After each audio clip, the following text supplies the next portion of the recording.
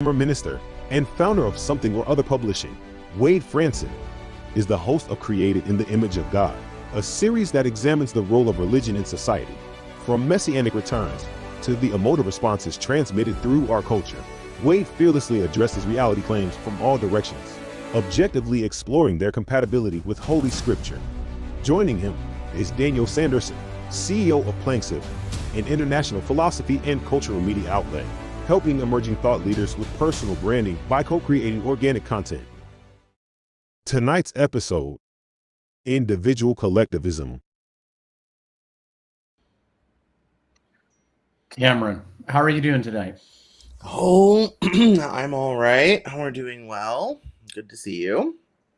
Yeah, well, we're gonna welcome you back, and for any viewers that are gonna watch this episode, there's a certain cadence. Regular viewers are going to see that we go through an introductory phase, introducing our guests and talking a little bit about their backgrounds, and we did that with Cameron in the first episode, and we learned a few things about Cameron, including one particular thing that he benefited from homeschooling. And tonight's episode is about individualism and collectivism. And what Cameron's going to be doing for us tonight is synthesizing the two in a unique fashion. So before we get into that, I'd like you to or as we ease into that sort of conversation, I'd like you to actually tell me if your homeschooling informed any of those big words of individualism and collectivism. We're not going to define them yet. I'm just wondering if they had an influence and how would you reflect on that? I mean, yes and no. So, because of homeschooling, I ended up with a very not liberal arts but classical education rooted in Latin and Greek and all this type of thing. And so I'm sure that definitely gives me a different perspective than a lot of people. That isn't really how we teach people anymore. Particularly in America. You find that sometimes in Europe, but very rarely in America, the liberal arts has pretty much taken over our education system. But because I grew up in even in the evangelical world, I was heavily steeped in the individualistic idea from a very young age. I grew up on a steady diet of Ayn Rand. I had read her complete works by the time I was 18. To which I say, "Whew, that's a trap."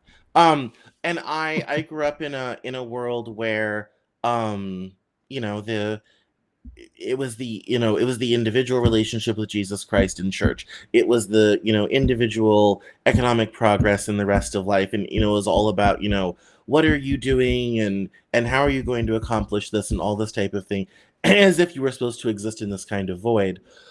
And that was the perspective I maintained well into my 20s. I was young, talented, ambitious, and those individual messages in that Ayn Randian thought really appeals to the young, motivated, particularly men.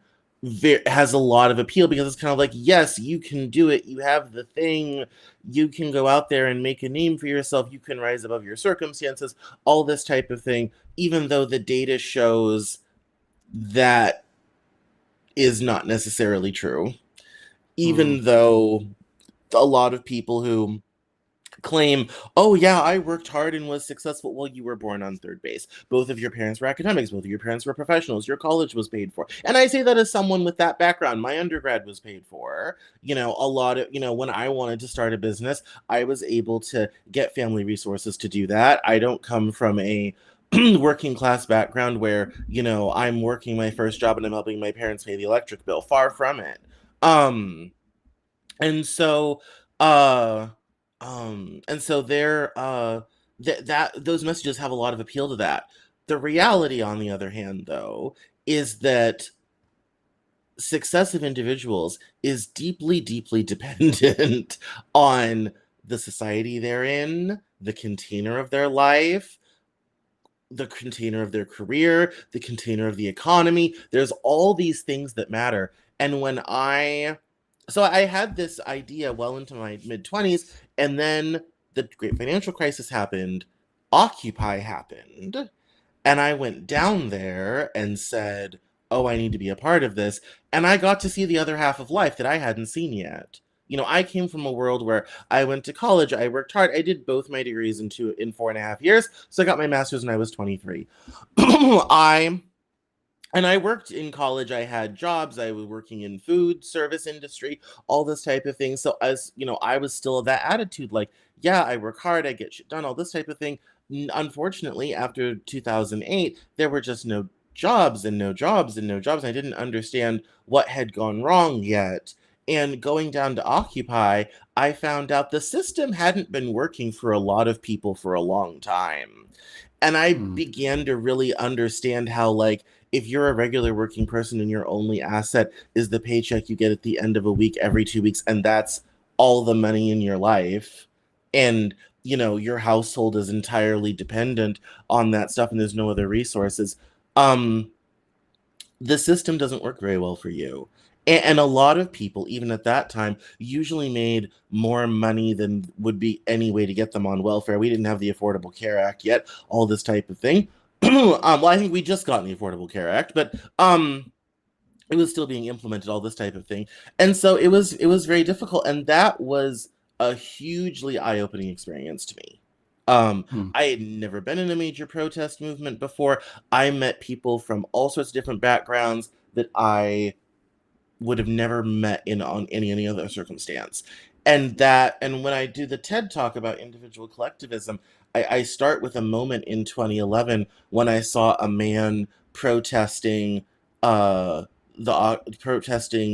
police sweeping up people in tents at Occupy Denver, and the cops hauled him out of the protest in his tent.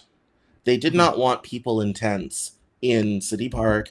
He put one up anyway, and they hauled him and his tent while he was inside the tent into the back of a police car.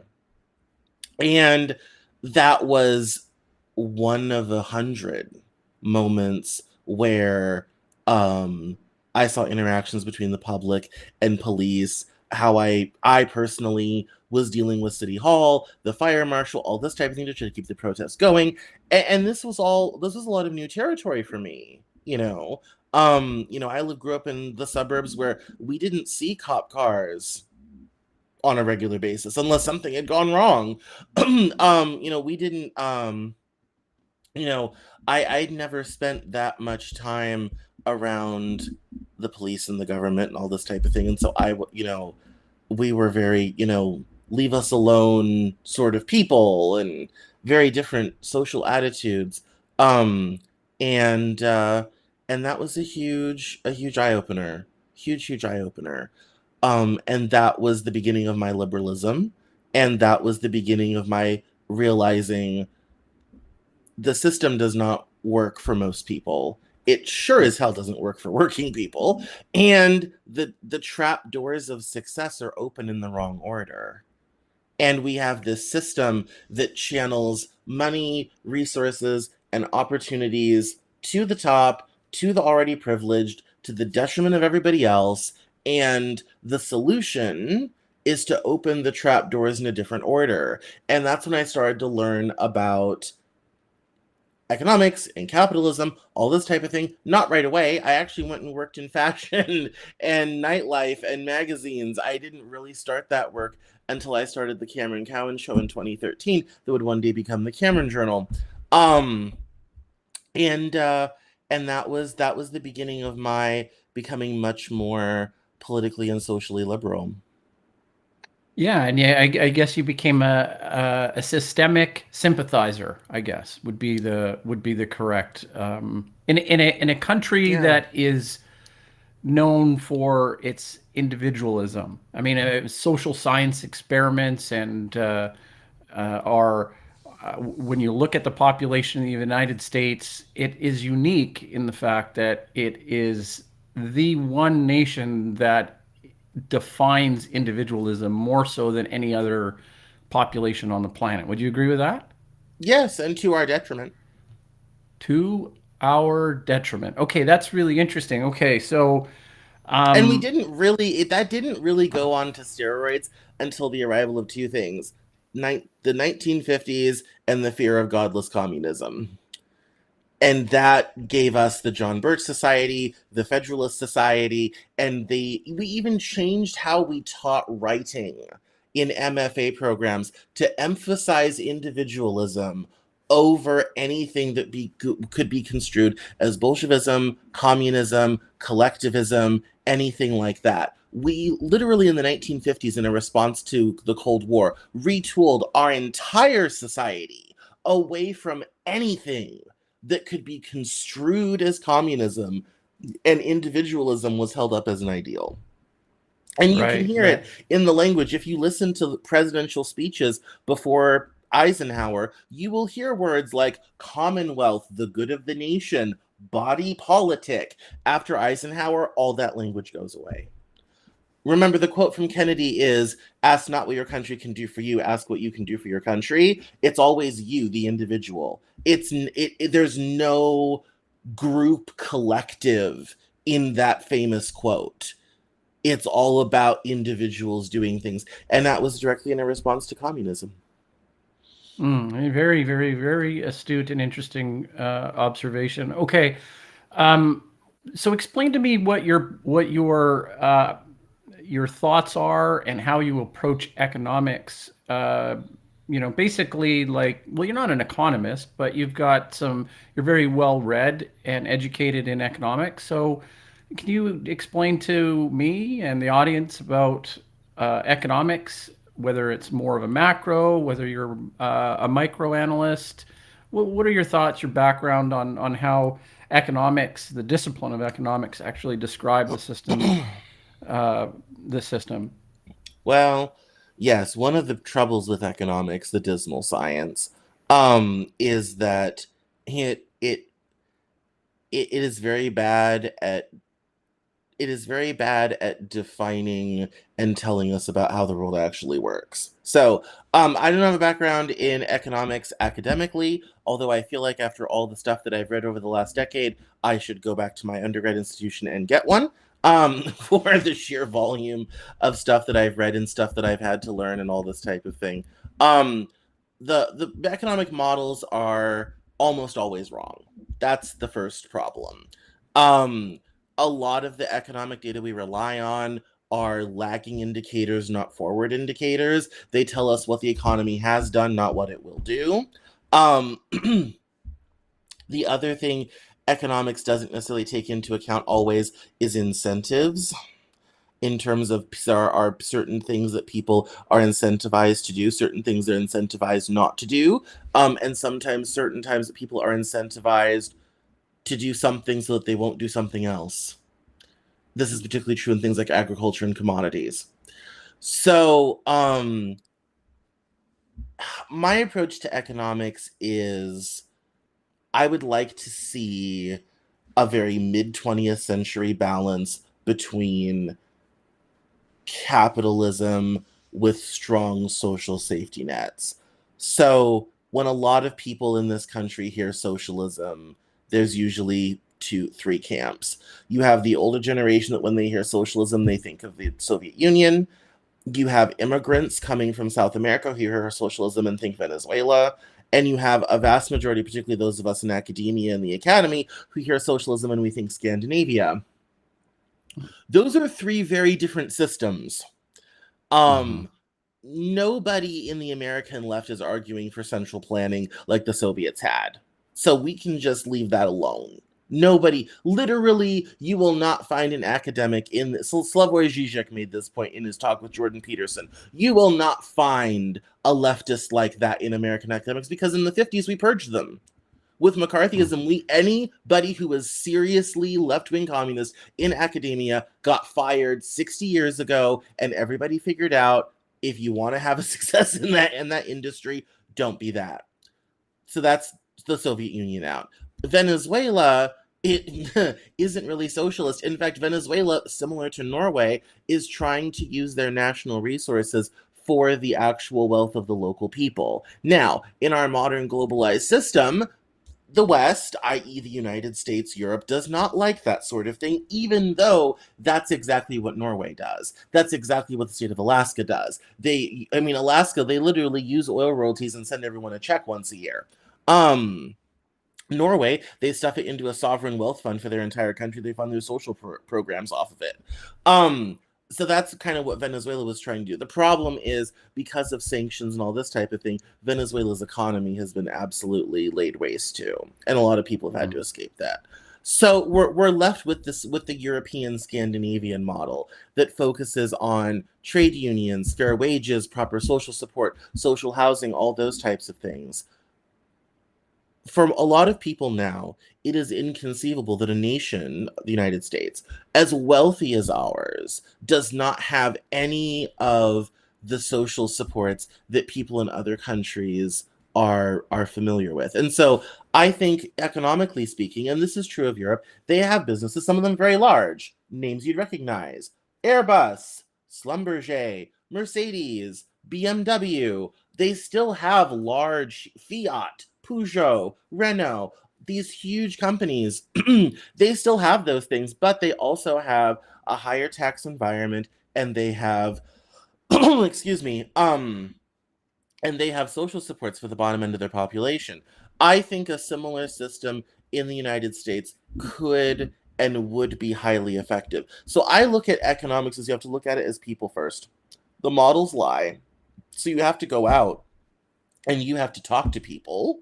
You have to see what's going on, what's going right, what's going wrong.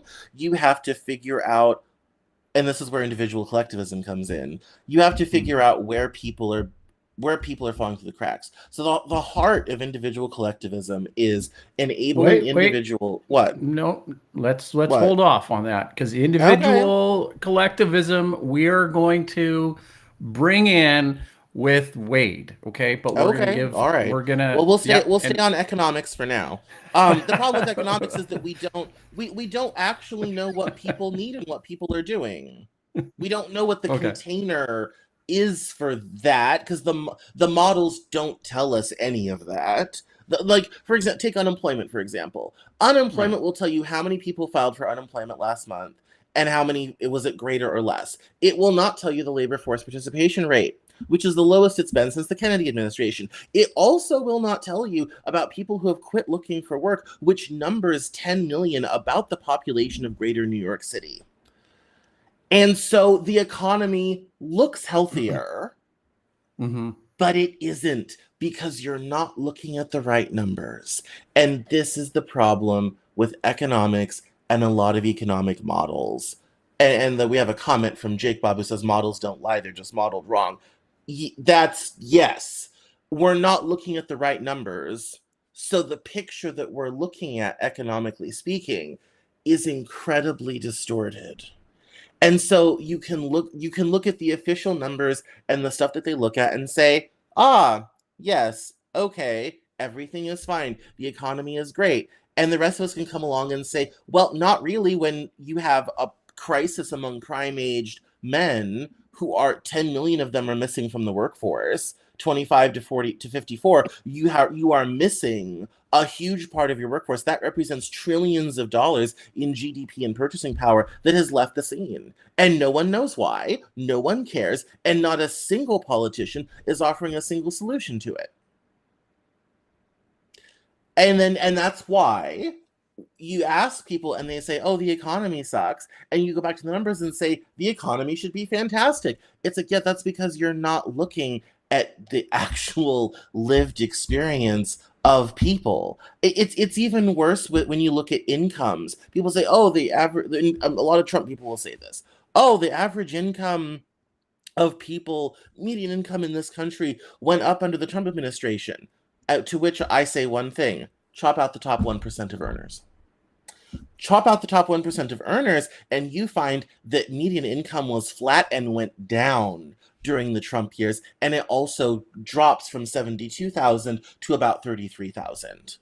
So much money flows to the top that it distorts the bottom 99% of wages, so that the people and the economy and the country look healthier than they actually are. Okay. Now imagine if we unpacked that wealth and spread it out to the bottom 99%. Now you're talking about to over 2%, 3% growth in a developed advanced economy. I mean, the concentration of wealth at the top, ironically, is costing us money. But isn't that scary? I mean, who's gonna slaughter that pig, right? Is that like who's doing that? I mean, are we gonna just through taxation? What's the mechanism for it? Taxation Cameron? would be a great place to start. Ronald Reagan in this country is held up as the ideal Republican president, fiscal conservative, blah, blah, blah, except for the part where he raised taxes 11 times, and median tax rates, about when I was born in 1988, were 55%. In the 1950s, under Eisenhower, top-end tax rates were 95%. If you made over $500,000 per year, the government was taking most of those dollars after that. I mean, this environment we have of taxes hovering around, they're about 28% right now, of hovering around 10, or hovering around 20 to 30% is extremely unusual over the last 100 years. And what has it contributed to is money flowing to the top. All right, in a sentence or two, can you summarize the solution in a sentence or two, and then we're going to go to a commercial break. So, what would the solution be? What would the first few steps be in terms of trying to remedy that situation of inequity? Tax incentives to move wealth towards wages, not shareholder profits. That's even more concise. Hold on, Transaction everybody. taxes, taxing, stock buybacks. That's the type of thing you want that money in the economy and moving. Yeah. Okay. All right. Hold on. We're going to do a commercial break, and when we come back to the studio, we're going to be bringing Wade Franson in, and then individual collectivism. Thank you, Cameron, for that. I know I cut you off mid introduction, but it's the theme of the show, and I think it's your baby. It's something that you've come up with that is near and dear to your intellectual heart. So hold on, everybody. Here's a commercial break. When we come back, Wade Franson back in the studio. Okay. Here we go. Your story has the power to start a movement. Journalism is more than a tool for broadcasting news. It's an important way of fostering meaningful cultural relationships that create tangible change in our society. With our anthology Cultural Journalism, you can now do your part and make your mark. From expert writers to passionate amateur, everyone has a story to tell. Our aim is to promote equality, empathy, and create a safe space for different perspectives and interpretations of the world around us. Come join us today and break free from the toxic news cycle. By submitting your story to Cultural Journalism at info@soupllc.com.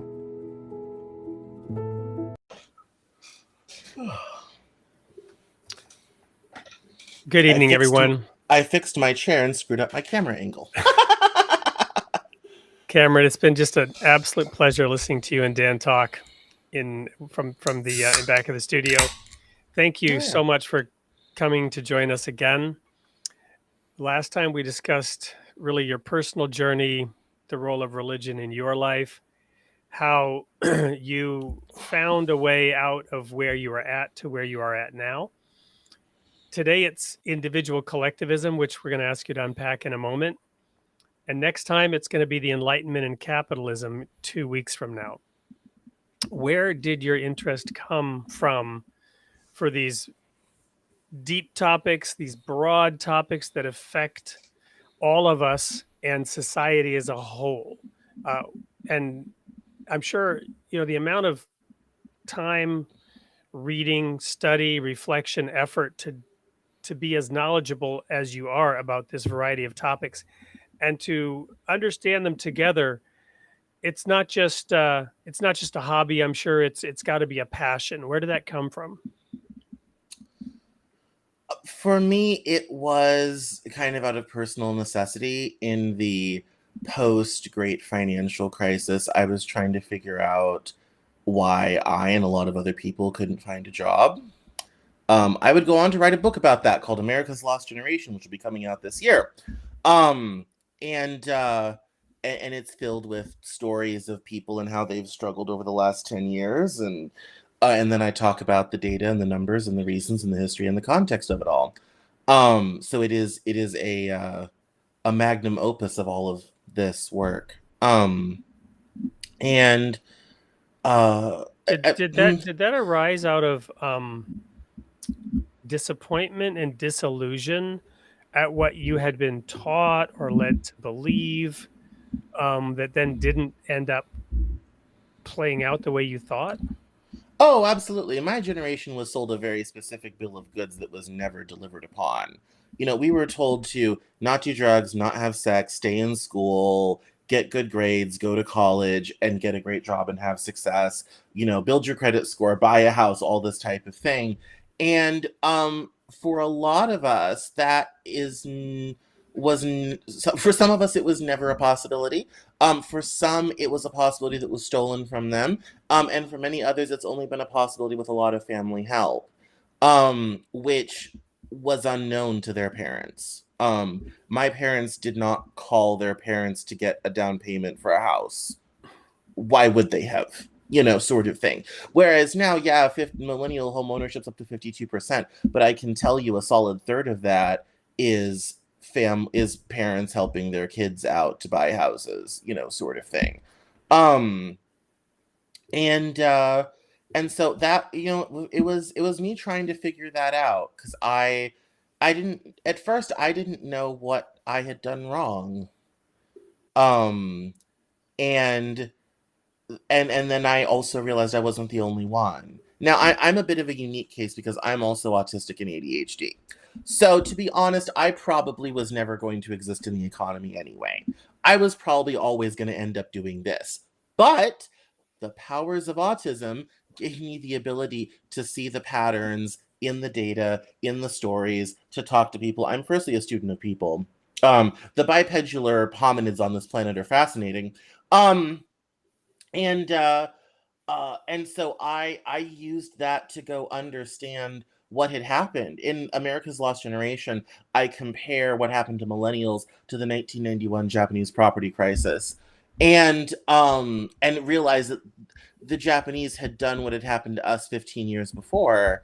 And so I started studying that intensely to understand what became of that, to kind of get an idea of what the future of millennials will be. Preview, not good. So let's take a step back. That's how I started. Thank you. Let's take a step a little bit further back and say, why did it work for the parents of millennials? Why did it work for the baby boomers? What has changed, or what is changing in the ability of that American dream to deliver? Very, very simple. The boomers were given everything. Their parents had been through the Depression and the war. They knew what deprivation was. Real deprivation. Can't feed yourself. Real deprivation. America had... But from such deprivation and want... Yes. How does a generation experiencing deprivation and want achieve the ability to give everything to the next generation? That was going to be my next point. So fortunately, the greatest generation, the World War II folks, were blessed by being the only industrialized nation at the end of World War II that hadn't been bombed into the Stone Ages. And so that gave us the opportunity to go on about a 20-year economic bull run that we will never see ever again. Ever. So just forget about that. And it gave us an opportunity to have an export surplus like none other. It gave us an opportunity to create jobs like none other, and that enabled the greatest generation to give their children every opportunity, everything that they never had. And the boomers got used to that. And the other thing is, there was so many of them. People came back from World War II, they couldn't have kids fast enough. There were so many of them that boomers were able to affect the economy and affect society simply by doing things en masse. When they decided a band was cool, that band became the hottest thing on the planet. Right. When they decided that, this is the way to dress, or this is the thing, whatever have you, everything else was wiped away. Even corporate America had to cater to them. So to simplify it, changed America. Yeah. So to simplify it, or perhaps oversimplify it was largely circumstantial.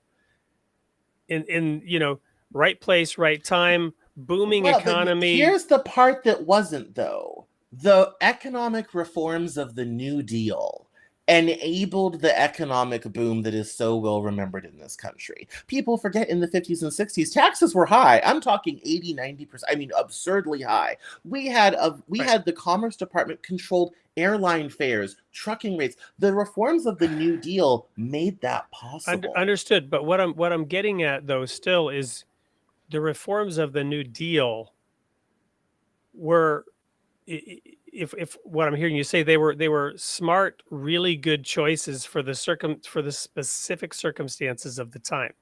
That's kind of what I mean by circumstantial, right? Well, yes, that is true. Yeah. So you had a very unique set of circumstances. I'll also go back to the fact that you had this vast, unplundered wealth of a continent with unbelievable natural resources, sort of rivers flowing in the right places through land that had, 10 feet of topsoil, right? And wildlife, and nothing built on it, nobody living on it, just there for the taking. You follow me?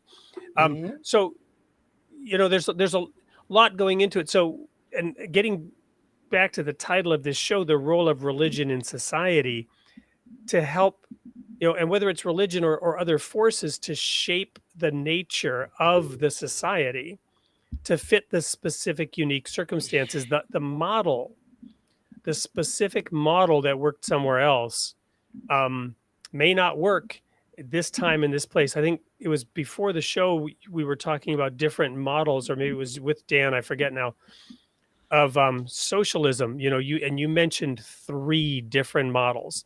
So we'll get into that in a minute. I'm just going to jump ahead, and I had one other question, but I'm going to just jump over it and ask you now to finally, for me and for our audience, define individual collectivism. What do you mean when you write about individual collectivism?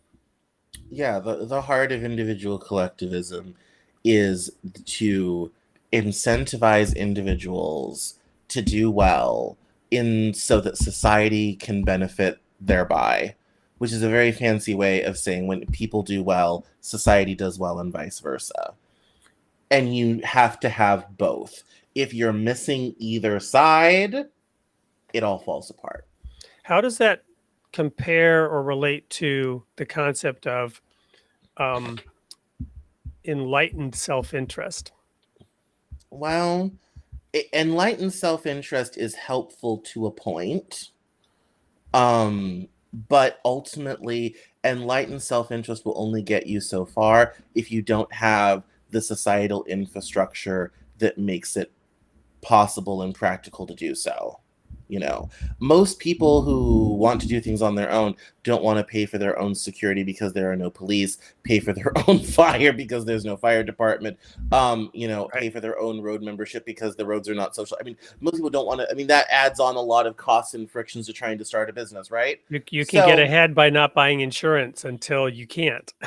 Until you don't. Exactly, until your building has burned down. So yes, so that people, and that's what I think part of why we need both is that people forget individualism will only take you, in my opinion, not very far, but so far, before if you do not have the wonderful infrastructure background of other people doing other things, this sort of collective thing, that individualism really doesn't get you as far as you think it does or would or could or should. So that's why I say we really need both. And I think in the 20th century, we tried hyper-individualism in the West. We tried collectivism in the East. Neither one worked well on their own. Right. What's the lesson from that? We need both. How does that relate to the African proverb? You've probably heard it. If you want to go fast, go alone. If you want to go far, go together. Yes, because going with a group of people who can help and do things and figure things out and be able to divide labor makes it much more sustainable to go on a very long journey. Whereas when you're going by yourself, yeah, you'll get there fast, but you're going to have to do every single thing along the way. And that, yes, it is. That is, And you and can when I only go- go 'cause so we- far fast before you die right. of exhaustion. And Yeah. humans are inherently collaborative. That's one of the reasons we've been so successful on the planet, is because we're able to group together, come up with a plan, and execute it in the way that other animals on this planet cannot. But yet, for the past 50 years, we have been told, as a society, narratively speaking, that, Ronald Reagan, I'm going to get government off your back, and I believe you can do better on your own. And that if you're a person who, wants to get ahead and see that paycheck grow or see your business grow, whatever have you, it's easy to nod along with that. Right. But I'll also come along and say, do you not understand your business and your success is only possible because that person is successful, that person has a job, that person can buy a house, all this type of thing. So yeah, you might pay a little bit more taxes, and that's not necessarily fun for you, but it makes your success over the long term possible. So the first thing that I'm hearing in this, well, I'm hearing many things, but one of the important things that I'm hearing is the danger, the detriment of echo chambers that tout one side versus the other, right? And attract people to one side versus the other, creating a false dichotomy that is dishonest, essentially dishonest, but it's being sold to people for.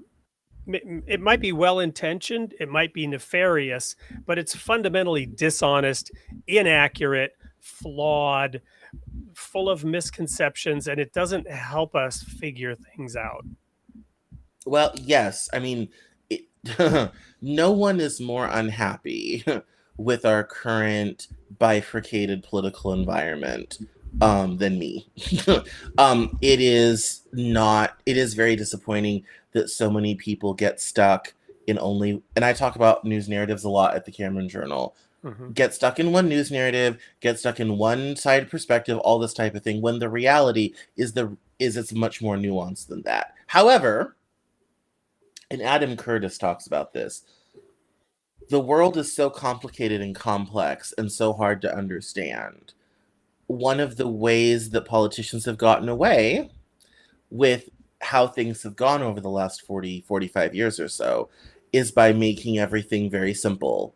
Good, bad, yes, no, us, them, evil, good, this sort of thing, because it simplifies everything. Even in culture, why are Marvel movies popular? Because there is a good and a bad. You root for the Avengers, you don't like the villain. You like the Batman, you don't like the Joker. All this type of thing. It's simple, and it's a dichotomy. No mess. In fact, I've had people say, oh, I'm tired of anti-heroes or heroes with problems. Can't someone just be good? Because it's simple. It lacks nuance. Right. It lacks context. It's simple and easy to understand. And this has infected every aspect of our lives. It's interesting. It's interesting to look back, and there's studies that have been done around, like, Frankenstein. The Frankenstein monster was popular for a while, and then it was vampires.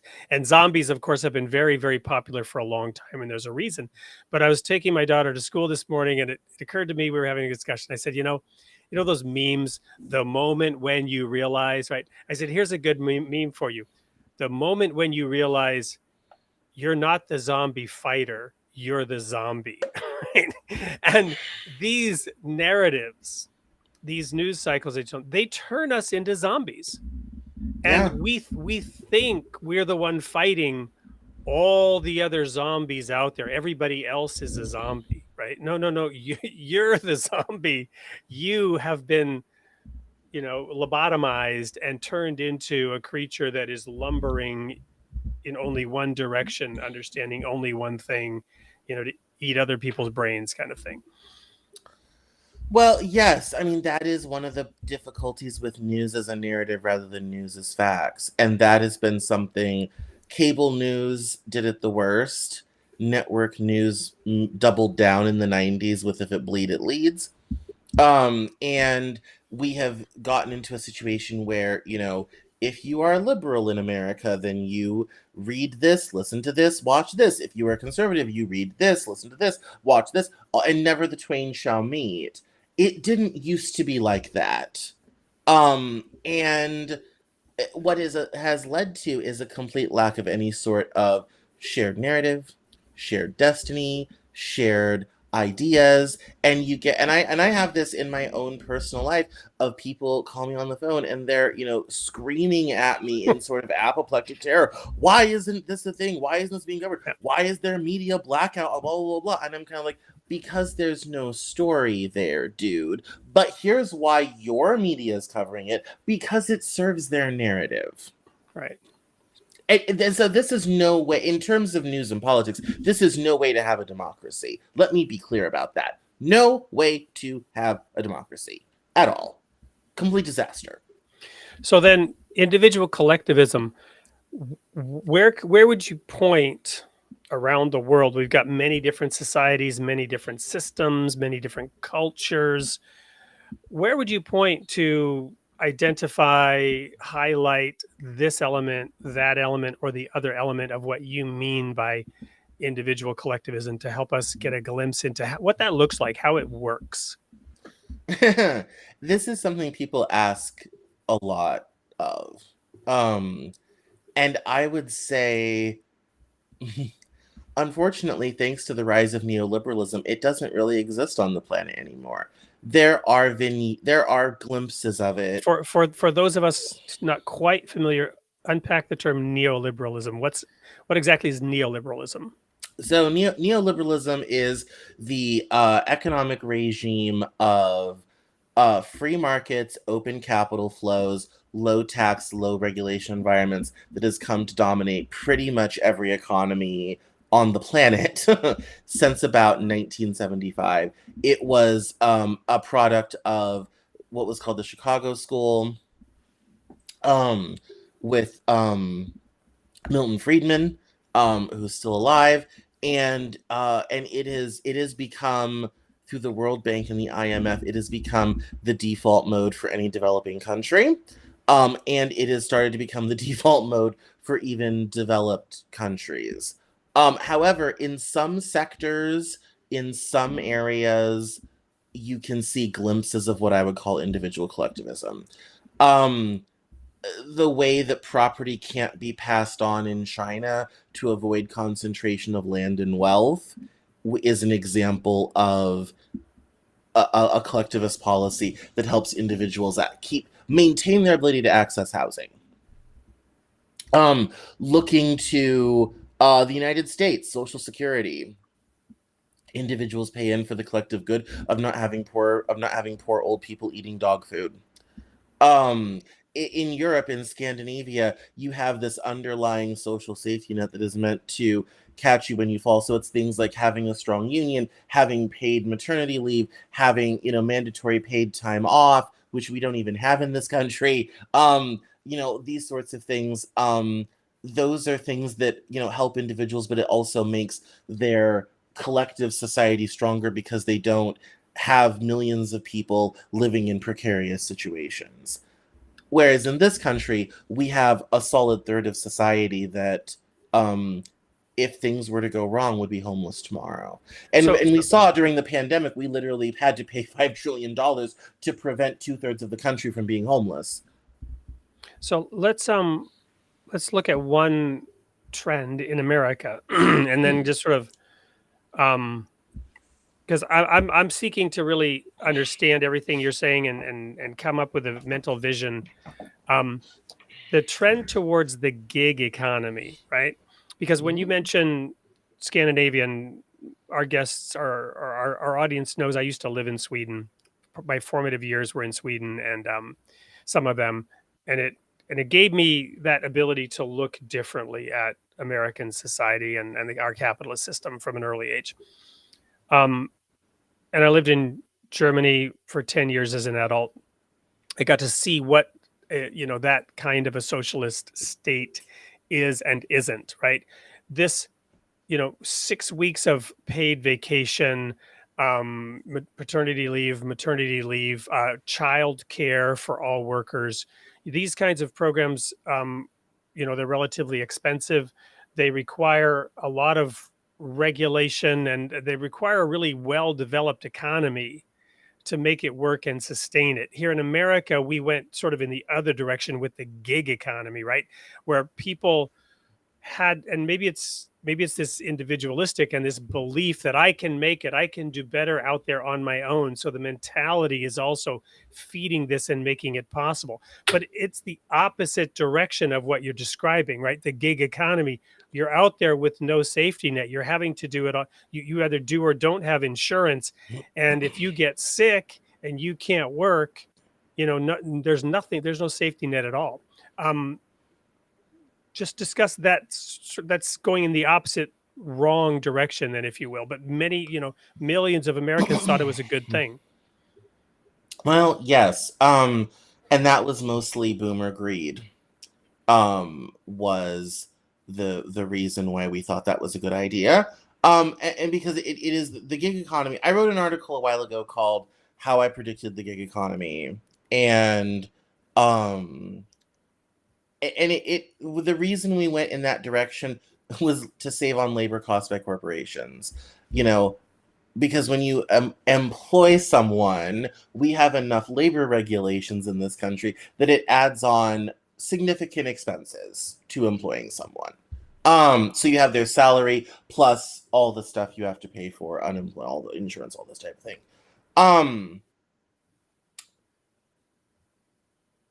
The gig economy really was a manifestation of corporations being able to save money on labor costs. Now, when we normally think of the gig economy, we think of Uber and DoorDash and all this type of thing, but it's actually more insidious than that.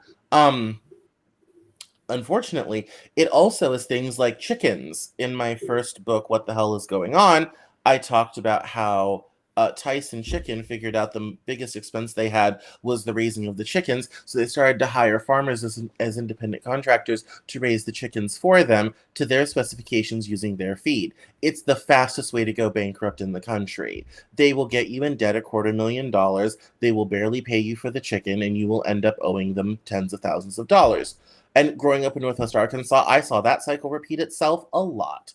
Well, it's very similar. It's very similar, yeah. really, to the McDonald's and their franchise, right? They're not in the business of selling. McDonald's as a corporation is not in the business of selling hamburgers. They're in the business of selling you a franchise to their business. They're in the business of owning the real estate, which you need to operate the business, and so that's a way to massively scale your corporate.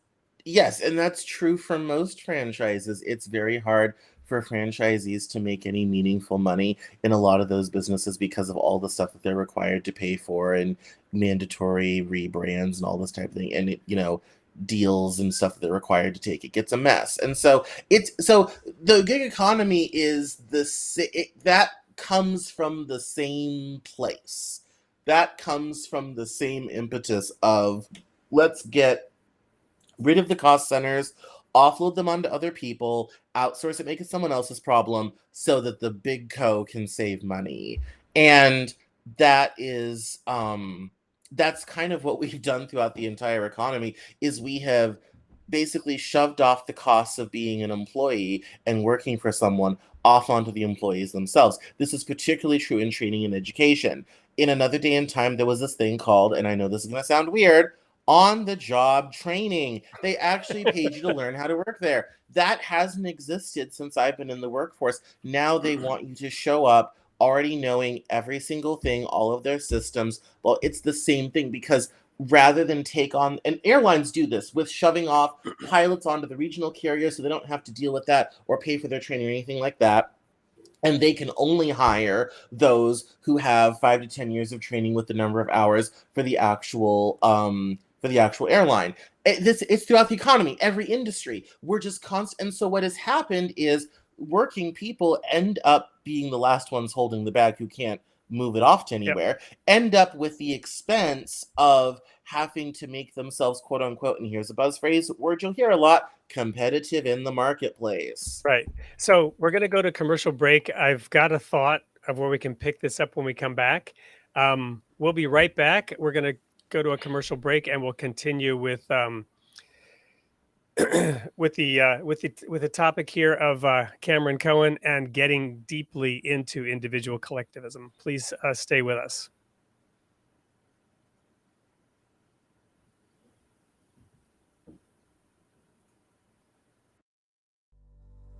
We have arrived at a critical juncture socially, economically, and environmentally, where only innovative methods and ideas will generate the necessary changes your business requires. The holistic industry has a massive worldwide market with $4.3 trillion in revenue, growing by over 10% annually. Still, nobody can become an expert and thrive in the wellness and sustainable industry without the appropriate experience and wisdom. In the Business of Wellness, an entrepreneur's guide for growth and purpose, Sebastian Hilbert presents a step-by-step process that encourages you to tap into what you truly love and refocus that passion for achieving your wellness business goals and making a lasting, positive impact on the world. Get ready to step into who you are meant to be and cultivate the courage to take your business to the next level by securing your copy of The Business of Wellness at soupllc.com.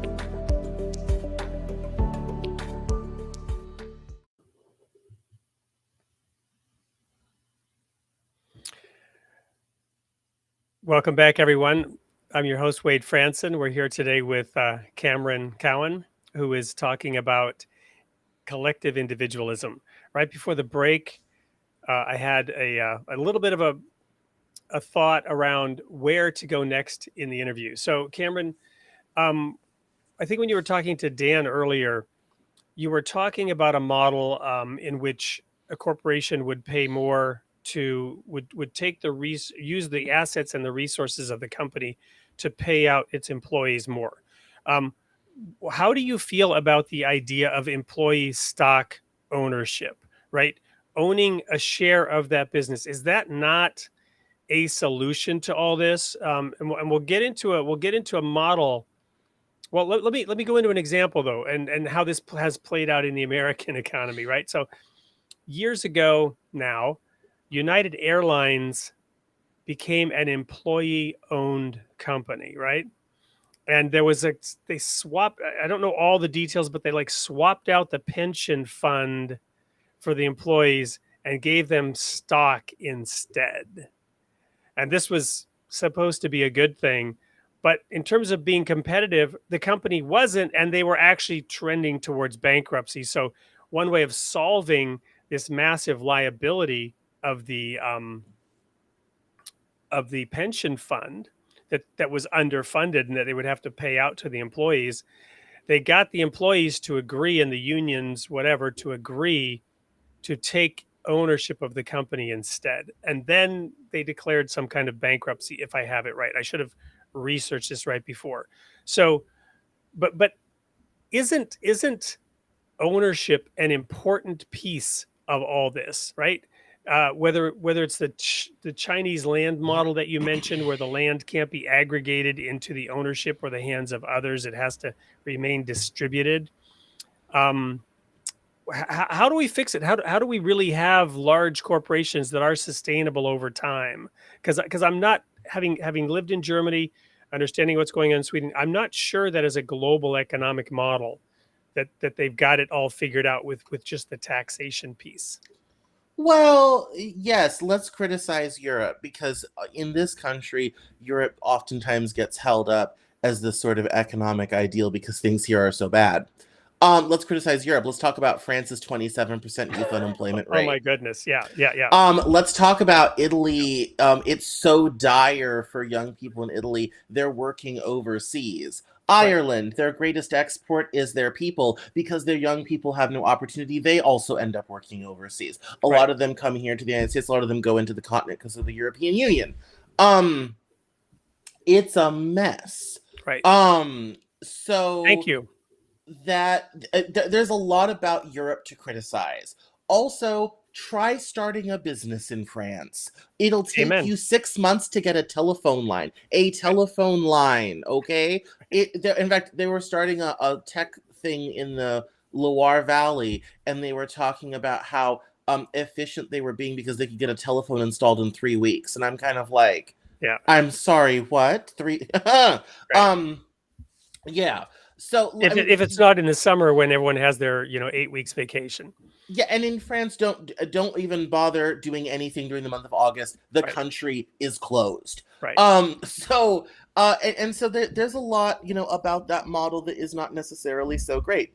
The only reason Germany was able to pull off the industrial miracle it had is because Gerhard Schroeder broke the back of the trade unions because they were driving the country into the ground. Right. I mean, literally with strikes and all this stuff, it was getting real bad in the late 80s, early 90s in Germany.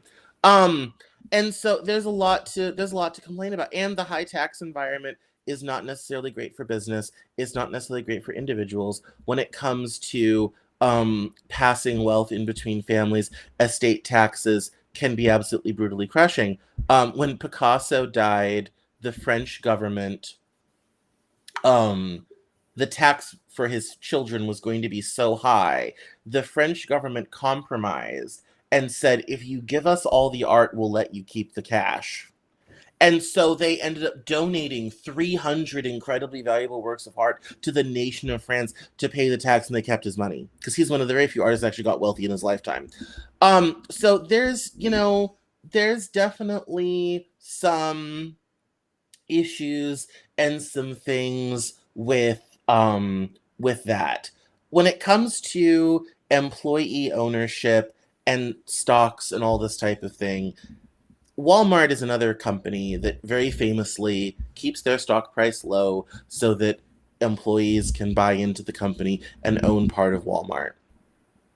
You have never heard of a ordinary person working at Walmart for 20 or 30 years being able to cash that out and end up doing very well for themselves and retiring on that alone. Why have you never heard of that? Because ultimately, it doesn't really work that well. Because here's the problem. As a worker, you are never going to have the at-scale buying power of a pension fund, an institution, a hedge fund, any of these large funds that can come in and do some, and can move a stock price simply by making purchases. Or like things like what Warren Buffett does with Berkshire Hathaway. They move markets so badly that they have to do all their purchases in a very specific way to get the price that they want, because their purchases will literally cause markets to move. So if the worker being on their own as an individual and trying to compete against these massive forces on their own, it's just not possible. That's why I say collectivism for working people is our superpower, but it's got a hitch. It only works when we all use it together. We can't. The powers don't work if we do it on our own. The powers only work when we do it together. Which is why when it comes to something like retirement, privatizing that was the worst idea ever. Half of boomers have nothing in retirement. They are going to end up retiring into poverty. And that's going to end up costing the rest of us a lot of money. If we just simply took everybody's 401k and nationalized it, Social Security would be fully funded for 200 years. I mean, this is the stuff where trying to make everything an individual responsibility leaves those on the top end doing very well and those on the bottom end with not enough, or if they got anything at all. And so when it comes to a lot of this, let's make capitalism work for you, I'm suspicious because we've had enough time to look at this and be like, that doesn't really work out for the regular working person. Well, I think it was Warren Buffett who said trickle-down economics works, but the rich have found a way to plug the leaks. Yes.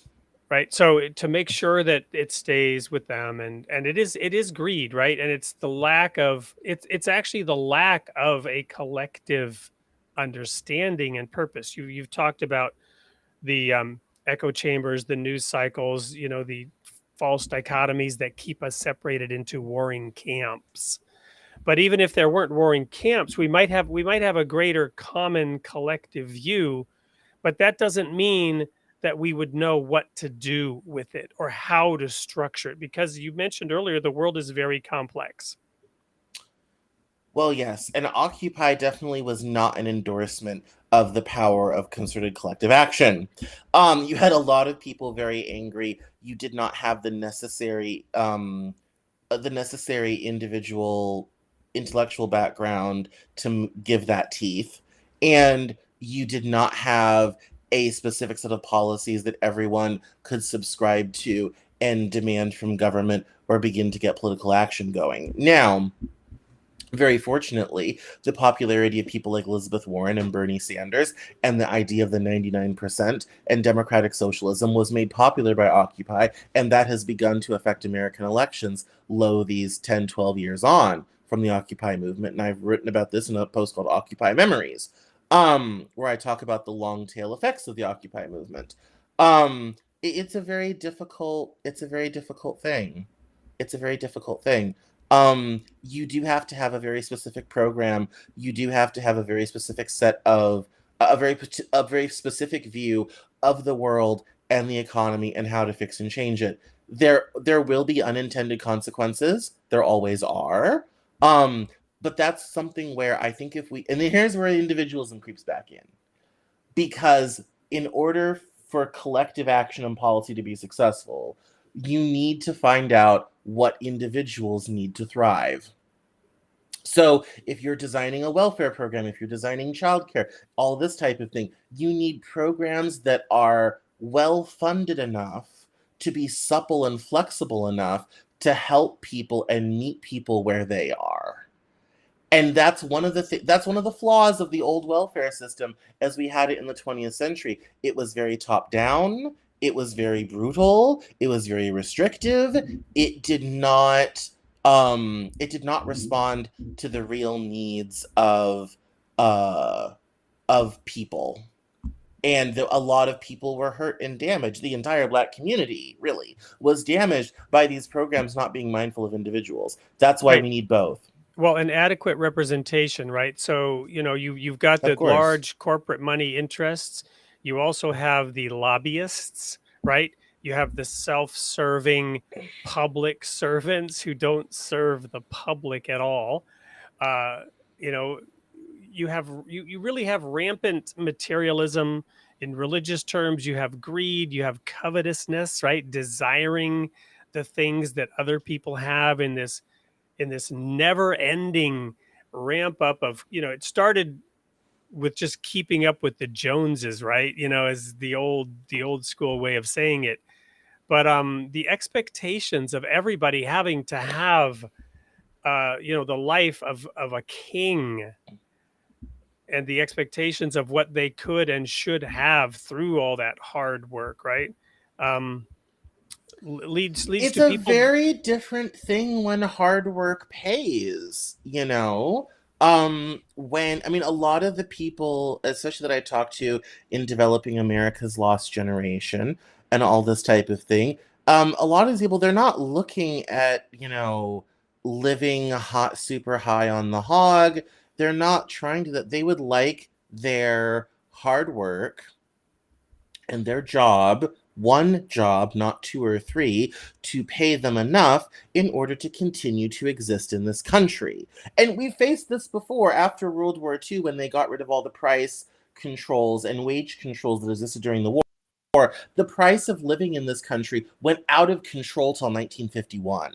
And the price of everything skyrocketed. There were shortages from years of rationing. It was a mess.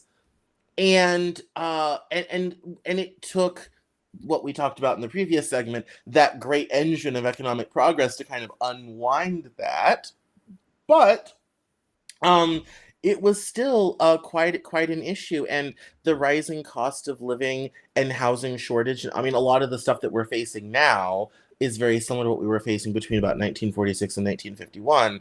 And so you have to kind of understand all of that and create a system in which hard work pays off for people. But that means you have to pay people, not shareholders.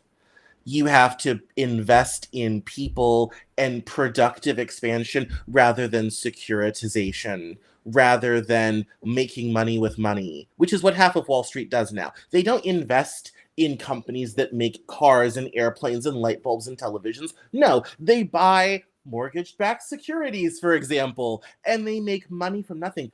That economic activity produces nothing that helps anyone other than the bank who charged the fee to make the market for the MBS. So if you're a shareholder at Goldman Sachs, bravo. If you're literally anybody else in the country, you've just had trillions change hands and you haven't seen a dime of it. Yep. I'm going to go ahead and bring in Dan again to join us let's here bring Dan back. from That our sounds neighbor great. up north in Canada, where they have, of course, the perfect balance of individual collectives. I don't know if it was out of courtesy and consideration that you were outlining the woes and the ills of Europe while leaving Canada unscathed. Dan, how are things up there up north in terms of the economic benefits of collective individualism or individual collectivism? I think pretty good. I mean, I think one of the striking things that I've gleaned from this particular conversation with Cameron is that you want to have a population that has the bare necessities provided, right? Like the necessities so that if you have a hospital issue or you have something unexpected, that it doesn't leave you completely bereft, bankrupt, and living under a bridge, right? And there is a misconception. I think there's part misconception, part truth in this, but the medical systems in comparing, the American versus the Canadian medical systems. Never have I been left with the impression that anything that happens to me as a result of going to a hospital would result in an enormous bill that would bankrupt me and my family. It's just not even a possibility. It doesn't happen. And it's bizarre to me that would happen in the wealthiest country in the world. It's bizarre. It's something that maybe we as Canadians are proud of. Now, I know it's not perfect, but there was a politician by the name of Tommy Douglas that, really, I think it was at the right time in history introduced this type of thing, and it's really a gift. Is this kind of what you're talking about here, Dan? Socialism for the necessities, markets for the Nikes in video games. Obviously, more of a soundbite than a well thought out policy. But nonetheless, what is the minimum standard, right? Because in individual collectivism, as you're outlining it, Cameron, and your emphasis on hard work, people need to be motivated and incented, right? The taking away every possible stress and not having a situation in which people sort of have to work for something. Is that first of all, I don't know that it's possible. I mean, maybe we get there if we started making good decisions. Maybe we'd be there hundreds of years from now for everybody on the planet. I mean, it would literally take how many generations for that to actually be realized. But along the way, along the path to get there, we still need this balance of and you've talked about it in different ways with many of the examples you've used, Cameron, of incentive, being properly incentivized, right?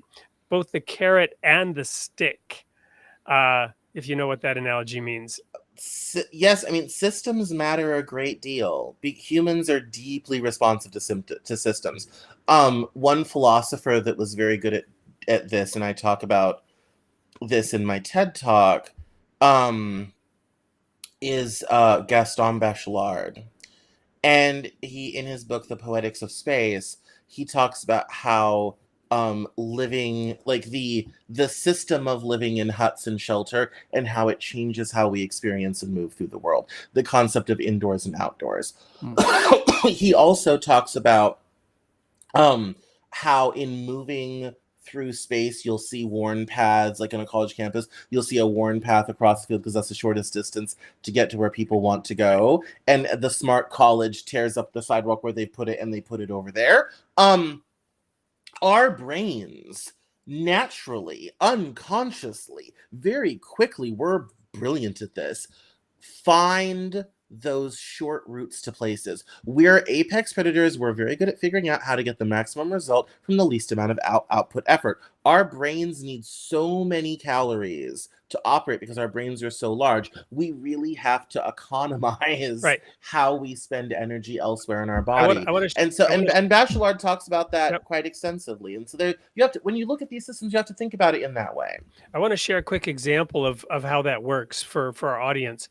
We have these beautiful stone steps that kind of lead up, but they're beautiful in a rustic way, right? They're like laid blocks. But in America, in Western society now, we have codes. We have building codes, right? All the stairs have to be exactly the same height and exactly the same depth, right? And our brains figure this out without ever thinking about it, right? So as people move from our house to our backyard and they go up these steps, every time we have an event like we had one just this weekend, somebody trips on those steps, falls, cuts themselves on the natural stone. Why does this happen? Because they're having fun. They're not thinking about going up their steps. They're letting their motor memory take over, their muscle memory. Their body knows exactly what a stair is, because a stair is always exactly the same, because we have regulations that enforce that it must always be the same. So people are tripping over this because they're not thinking about it at all. In past years, you didn't have everything so uniform. You had to pay attention to going up and down the stairs. You didn't let your machine motor memory take over.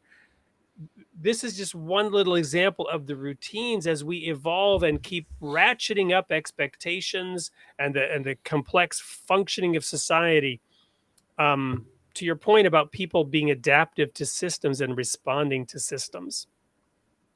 And that is, and when we look at economic systems and all this type of thing, and you want to know, why people do what they do, an economic model, to kind of bring us circled back to the beginning, an economic model will say, people will go find the cheapest, gas price in town. They won't. And I'll tell you why. Because it takes too much gas to drive there for the savings that you would have. And people figure that out very naturally pretty early on in their driving career. And so as me and my dad talking about this one time, I said, I don't go for the cheapest gas price in town. I go for the cheapest gas price on my route to work. I passed 7 gas stations. At the time I was working in Ballard and living in Northgate. I passed 7 gas stations on my way to work. Whoever has the lowest price is going to get my business. And also sometimes, because I worked another job, I always stopped at 7-Eleven regardless of the price, because that's where I got my coffee and my donut on my way to work. And it was one-stop shopping.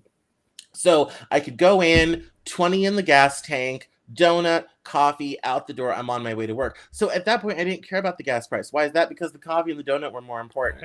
So economic models don't take that into account. Why does Cameron go to that 7-Eleven with the higher gas price? Because he wants his coffee and his donut, damn it. And so this is the type of thing that, like, economic models are very bad at measuring. And when we have these conversations, we don't think about those because they're human things. And each one of us has them. Each one of us does a thing. I have another autistic friend who's very, very good at getting large corporations to give him free stuff. I'm talking phones, car parts, all sorts of stuff. He knows how to game bureaucracy like no one else. And he's a tall, white, straight man, so they're already ready to give him whatever he wants. It's very helpful.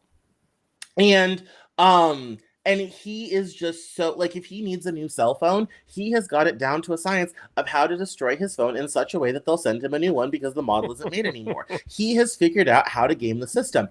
Economics doesn't measure any of this stuff at all. This never, you will read 10 economic textbooks and no one will ever talk about this. But if you want to understand why things happen the way they do, or why people do what they do, that's what you have to start going and looking at. And that's one of the points of individual collectivism. And if you want a non-American example, I'll give you one. Under the old Soviet system, the central planning agency was called Gosplan. Right. And someone observed that only 2,000 people worked at Gosplan, but the cafeteria sat 4,000. Now, why was that?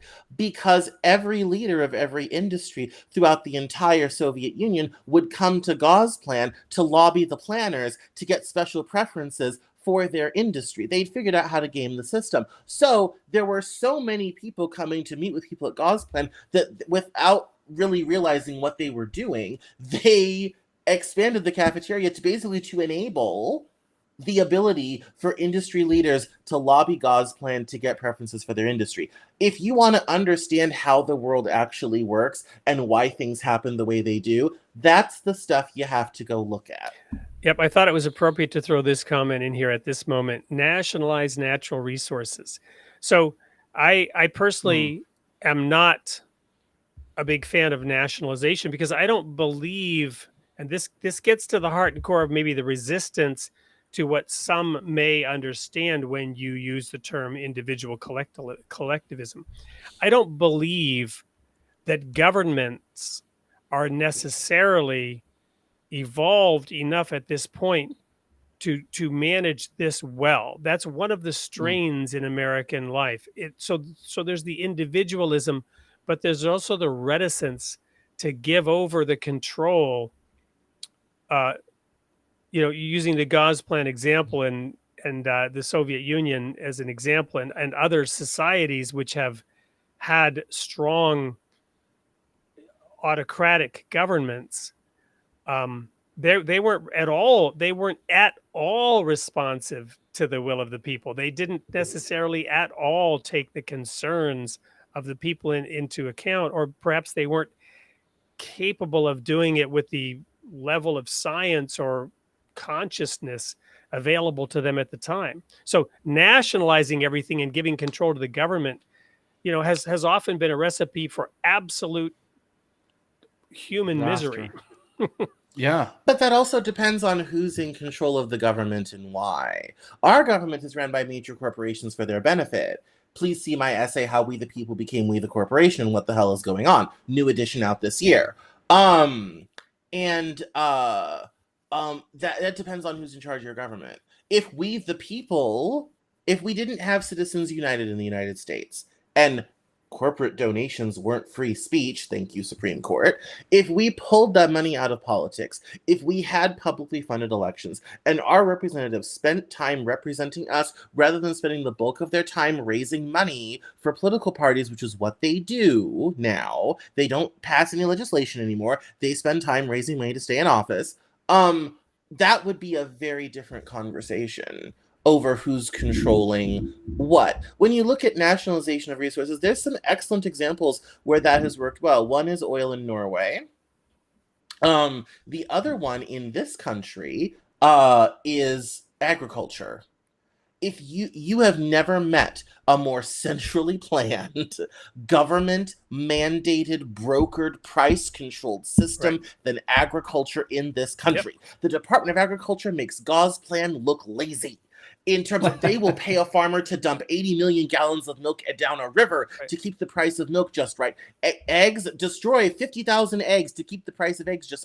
the Department of Agriculture will go to communist levels of market manipulation to keep commodity prices relatively stable in agriculture. And one could theorize, I haven't looked into it in terms of, timing and actual events, but that this has become a method used by those in power to stay in power by keeping the people happy and keeping inflation in check in those things that matter to those people who are not able to afford much else than being able to feed themselves and put food on the table. But those prices have to be kept low for enough of those people so that we don't have revolt and riot. I mean, I think there is a certain amount of that, especially when you hear at some of the things that people say at Davos. I would like to go to Davos one of these years. I've I've been always there. felt I like lived in Switzerland briefly, but I was not a member yes, of the club that was meeting at Davos. yes, I'm desperate to get in. I'll say in full disclosure, desperate to get into that world. Um, World Economic Forum, here I come. Club of Rome, here I come. And so when it comes to some of they say, hey, like inequality is getting to be a problem, and we should do something about that because the pitchforks are coming. We kind of know how this ends, and The history is peasants not are kind. revolting, right? Right, and I agree with you. I think that was certainly under Alan Greenspan from 1986 to 2008. That definitely was the Well, policy. and That was Alan started out Greenspan's with good whole intentions, thing. right? Food security for our nation, to make sure that we supported a healthy, robust agricultural industry across the nation so that food was readily and always available. Of course, and a lot of those reforms came out of the Depression when commodity prices had crashed and farmers got wiped Right. out and this is obviously before big ag was a thing, so it was Right. real Yep. families that were getting wiped out by all of this. Certainly, and I think a lot of the reason agriculture persists in this country the way it does is because even big ag realizes that volatile commodity prices is in no one's best interest, and so they're content to let the Department of Agriculture fundamentally basically centrally plan farming in this country in order to maintain their own profit margins. They're not stupid. And so, for them, government regulation works in their favor. There's a lot of other areas where it would be nice to have that level of government involvement. Housing, for example. Oh, I In the United can't. States, Oh. healthcare, things like that. I mean, having with Britain, council housing was something. Margaret Thatcher ruined council housing by letting people buy council houses. The idea of having your local area have certain houses that are set aside for poor people who can't afford housing or young people who need a starter home or something like that is probably one of the most brilliant housing schemes ever. Thatcher kind of ruined it, but it's one of the most brilliant things ever. There's certain sectors where having more government involvement than less in order to stabilize a price, in order to keep something available to people, something like that can be a thing. Dan's blown a fuse over here because I've threatened to nationalize housing. So we'll hear from Dan on that.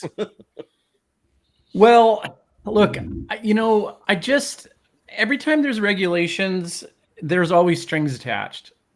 And I know as an entrepreneur, I know as somebody that spent a lot of time as an entrepreneur working in the architectural field, working with builders. I have one particular builder friend that has amassed a $10 million fortune with his bare hands. He's a Polish immigrant. And here we go, eye We rolling, love to not see from it. you guys, but like, the individual stories don't define a truth. I don't know why I froze there, but anyways, it's an anecdote. Okay, so great. He knows one person that's done this. It doesn't mean anything in terms of, a statistical average or anything like that, right? But when I worked with my friend who has built this $10 million fortune, we are on the Pacific coast of Canada in the province of British Columbia. Now, I've seen over the last 10 to 15 years more and more power shift to the BC Housing Corporation. Okay, it's actually a government-run housing corporation, so that it's supposed to help with affordable housing. But what's happening is that it's becoming more and more of a problem, but you have the people who have the factories, have the ability to do it. He can't get any business from them. They control so much of the regulation. I remember him trying to submit for to participate in these programs. The top questions they were asking him are, what is your Indigenous hiring policy? What are your thoughts on LGBTQ? All of these political things that have absolutely nothing to do with building a home. I care how you swing a hammer. I care how you can line up and actually, produce your trade. I do not give a shit about these political issues. I give a shit about them, but not for this. I'm not hiring based off of your indigenous heritage. And I'm not going to be put at the bottom of the list because I don't have those qualifications. I don't meet what your political ideology is trying to promote. This is government overreach. This is restrictions. These restrictions come with strings, and those strings control government. And then people learn, as you guys have both pointed out, how to control the system. They control a system that is anchored in politics, not in actually how to build a house. This frustrates me to no end because it's complete bullshit. And I see this as an extenuation of all the new liberal order that's coming down from a top-down approach. And it's not this like everything's going to be taken care of and all we need to do is reallocate the wealth. I personally think we're headed for tough times. And we need to teach people how to be resilient from the bottom up. And what does that mean? Are there going to be people at the top making money? Yes. But everybody's out for a power grab and everybody's wanting to get there for free. And you know what? I'm not afraid of hard work in any regime. And we live in the most prosperous countries on the planet. I can make it, and so can a lot of people. They need to do things like hard work, focus, and you know what? Life is tough. Suck it up, keep working. You'll get there. And if you don't, keep working. That's the way it is. I mean, yes, okay. I hear this. I hear this a lot. I would like to take a recording of that speech and let's walk down to an American restaurant called the Waffle House, where people are paid whatever the minimum wage in the area is, plus tips that are crappy. And if they're lucky, they have full-time hours, but they probably don't. They probably have part-time hours, which means they're probably working a second job. I would like to show that to the single mom with a kid, maybe two, who's working at the Waffle House and at Walmart or somewhere else, and who cannot afford a one-bedroom apartment in this country. Who every time the gas price goes up, that's whether, it's where she's picking whether her kids are going to eat or she's going to eat tonight. And that means her kids will eat and she won't. And I've had single mom friends who I have brought them food. When I used to work in food, I would take our leftovers and bring them food because if I didn't bring them food, they weren't going to eat that night because they'll make sure their kids eat before they will. And that goes on in this country. Again, we don't track this. We don't talk about it. We don't tell this story. That's why I try to tell this. It's very, very hard to go up to somebody and say, you can make it just work a little bit harder. When the reality is if we were a civilized country and our minimum wage had been raised since 2009, which it hasn't been in this country, and was adjusted for inflation, that single mom wouldn't need to work two jobs. If we disallowed companies from giving just enough hours to avoid having benefits, which is gaming the system, we could stop that we could make sure that if you're going to hire somebody, you actually give them enough hours to live because you've hired them. You have the same problem in Britain with 0-hour contracts. Companies will hire people with no impetus to ever give people hours. So you have people that have jobs that it's like, yeah, I have a job, but I don't get any hours, so I don't get any money. Therefore, I can't live. These are the problems and the difficulties that we have to solve. And just simply working harder solves none of the underlying systemic issues that cause this to be the case. Thank you. Let me jump in here and say, I was wondering, Cameron, how you were going to respond to Dan, and I really like your response.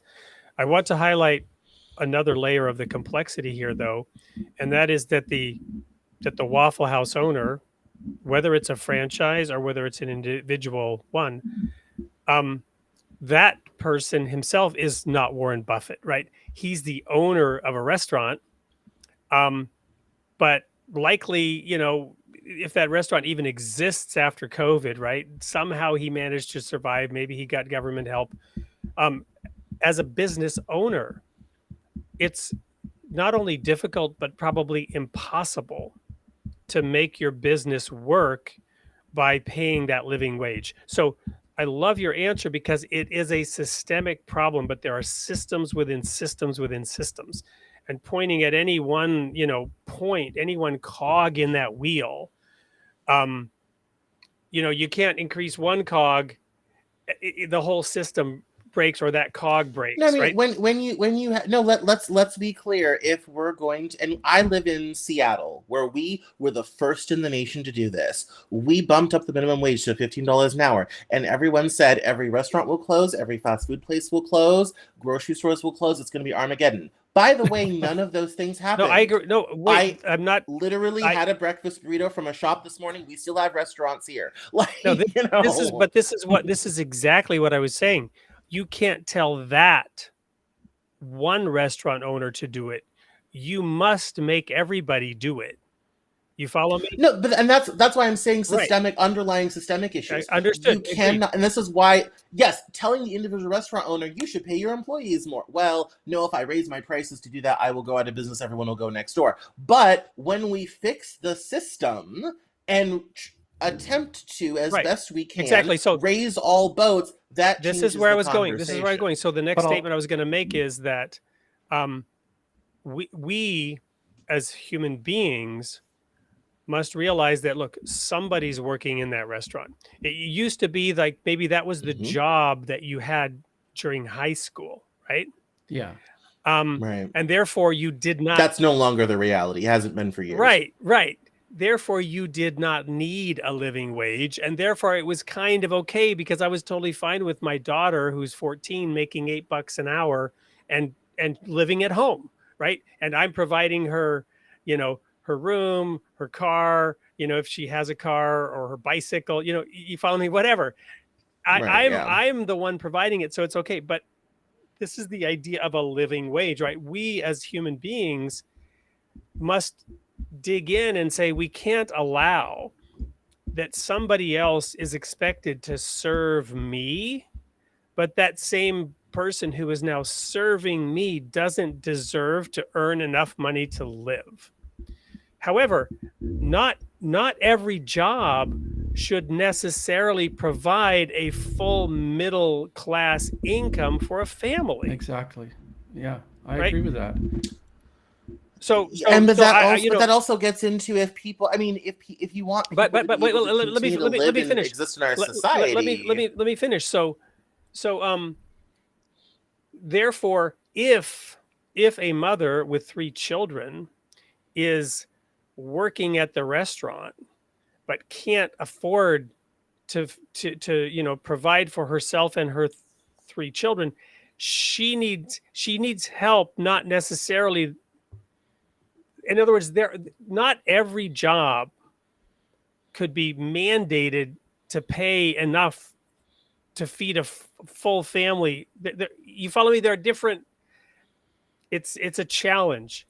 It's a challenge. I will say this. So in our comment section, there's a commenter who is a Christian communist. Didn't know that existed, but I am living for these comments because I'm about to use labor theory of value. Which I'm sure that they will enjoy. When you talk about labor theory of value, and you talk about, if someone is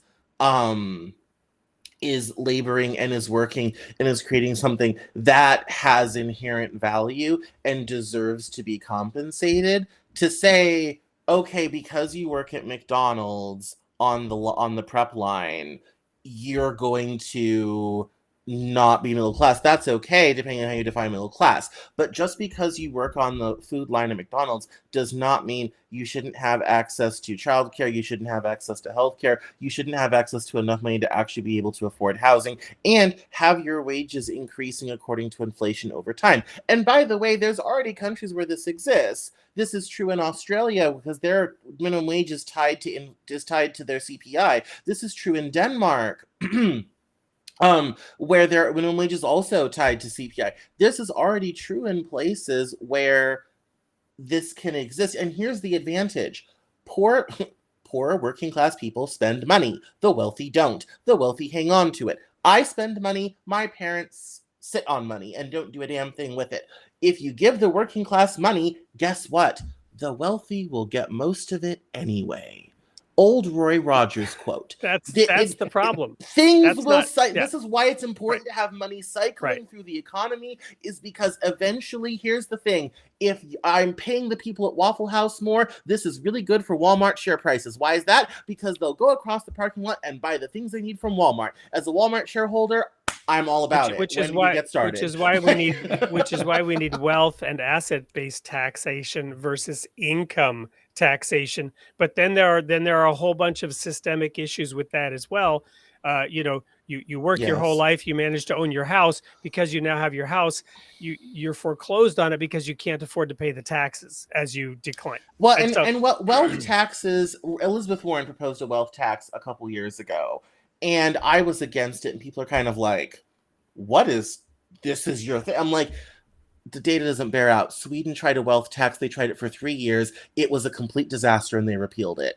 Because every wealthy person in Sweden found every way to get out of paying it. They got no money out of it. It created a legal disaster. It was a bureaucratic nightmare. They gave up. Yep. France kind of has that, but only in inheritance, because they couldn't figure it out either. And if the tax and spend French and Swedes can't figure it out, Well, we have no hope in America. America's wealthy are a lot more crafty. They'll find every way out of it. So we need to do it a different way. The best laid plans That's of mice. I love a Wall Street transaction tax. Well, the best laid plans of mice and men gang after Glay, right? In other words, they will figure out a way around it no matter how well you plan, because that's the individual incentive. So how do we get people to think collectively? How do we get people to want to act collectively? We're not going to try to answer that question. I don't want an answer because we're out of time, but we're going to go more in that direction on this show, Created in the Image of God, the role in religion in society. What I want to do right now is real quick play a clip for the show that we're going to have next week. So first of all, Cameron, I want to thank you for being on the show. I hope some of the people, we need to get a video for your books. We need to get a QR code for your site. We can also just put something in the chat here. If you want to type something in the private chat, I can stick it in the public chat so that it's there for posterity and everyone to see. So, where people can find you and whatnot. But I want to play this clip right now. So, when I was on Cameron's show recently, we talked about my experience at Countrywide. And the fact that the CEO of Countrywide was on the cover of Time magazine as the #1 cause of the economic meltdown. There you are in the chat, Cameron. Thank you. So this also led to Dan getting me in touch with Steve Keen, who's a recognized, what's the term, a type of economist. Perfect. Dan, Post-Keynesian. I was post-Keynesian. No, there's another. It's not post-Keynesian. There's another term for the kind of economist, non-heterodox. Right? Is that it? Oh yeah. And he's a real rebel. Right. In his earlier years, he'd go in a biker jacket. Brilliant man. I'm just going to play a quick really 2-minute clip of a section of the interview that I did with Steve Keen recently. We're going to have more of this on next week's show, diving deeper into this topic. So let me just play this clip real quick, and we'll be back then and wrap up. So, Steve, are you familiar with the Baha'i faith at all? Yes, I am. It's one of the, I've started saying, it's one of the few religions that I have some respect for. Well, I'm a Baha'i. So that's why I say I'm in the center, not conservative. However, I'm a former fundamentalist Christian minister. And I was part of the strategic planning community as Countrywide grew from 30 to 60,000 employees. You're familiar with Countrywide, I assume, and its CEO, Angela Mazzillo. Yeah, I mean, I've followed this from a distance. It's one of those amusing examples of America's capacity to scam its people. And so Countrywide is my experience as an observer of that rather than, thankfully, somebody who experienced it firsthand. Because of what I was doing, I was in the jet stream within Countrywide of the other leaders who were planning for the growth of their business units, which included wholesale lending. You're familiar with what that is. Subprime lending, you're familiar with what that is. And then CFC Bank, right? So Countrywide established itself as a bank. And this was fascinating because the way they did it was, and by the way, they did it because they wanted the deposits to help continue to just suck in capital to fund the wholesale lending and whatnot. And this was also at the time where they were building a trading floor underneath the headquarters in Calabasas, where they're actually now trading in the securities, the sausage that they were creating, right? Are you familiar, for example, with the fact that Angela Mazzillo was on the Time magazine cover January 2009 as the #1 cause of the economic meltdown? Okay, yeah. Right, January 2009. So I looked at that cover and I thought, well, it could have been any one of a number of other individuals whom you might mention now. But I thought fair enough because I knew enough about what was going on in there, which is what I'm about to unpack. So Next Dan, week. Dan pulled that clip together from a prior interview. Next week, we're going to dive a little bit more into that interview with Steve Keen. 2 weeks from now, we'll be back with Cameron talking about the Enlightenment and capitalism. What we're doing here is laying the groundwork to dive into the question, how can we have a change of heart, a change of mind, and a change of behavior that will lead us to think more in a systematic way? There also the first commandment in the Bible is dress and keep the garden. The second commandment is be fruitful and multiply. The second commandment is the only one we've ever followed consistently as a species, and we've become the most invasive species the world has ever known. We haven't dressed and kept the garden. Following quickly on that, be fruitful and multiply. That commandment was broken when, in the story, in the Garden of Eden, the firstborn child of Adam and Eve killed the other son, which is subtraction, not multiplication, right? Be fruitful and multiply. That's when death, murder, and mayhem entered in. Why? Through greed and jealousy. The point is, we want to look at some of these stories and look at what is the role of religion in society? How can we become a species that does dress and keep the garden and also becomes our brother's keeper, right? What was it that God asked Cain? Where is your brother, right? And Cain said, what am I, my brother's keeper? Well, the answer is yes, we are our brother's keeper. This individual collectivism, which Cameron is talking about, is how we collectively care for one another, how we collectively design systems that improve the quality of life for all of us, that fix these societal problems that we don't want to look at, that we don't want to fix. So, Cameron, thank you so much for raising our awareness, for bringing in so many different inputs into our thinking, so many different illustrations, so many facts and statistics and perspectives on this. We'll continue this discussion, as I've just mentioned, but what words of final parting thoughts for tonight on this subject of individual collectivism would you like to leave our audience with as we close up for the night? When you see a problem like failing schools, houselessness, this type of thing, those are not individual failures, those are systemic failures. When someone is houseless, when a school is failing, when we see these problems, those are not just the people who are affected by its problem. It is our problem as a society. And until we start thinking of it in that frame, it makes those things very hard to solve. Well said, succinctly stated. Cameron, thank you. Please do visit him. He has so much more to offer. How often is your podcast aired, Cameron?